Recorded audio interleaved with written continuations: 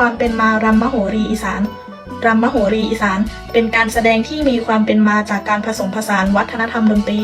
การแสดงพื้นบ้านของภาคอีสานกับวัฒนธรรมไทยภาคกลางและวัฒนธรรมเขมรวงมโหรีอีสานมีการนำเครื่องดนตรีพื้นบ้านอีสานเช่นแคนพิณโหวดและเครื่องดนตรีจากวงปีพาทย์ภาคกลางเช่นฉาบปีใน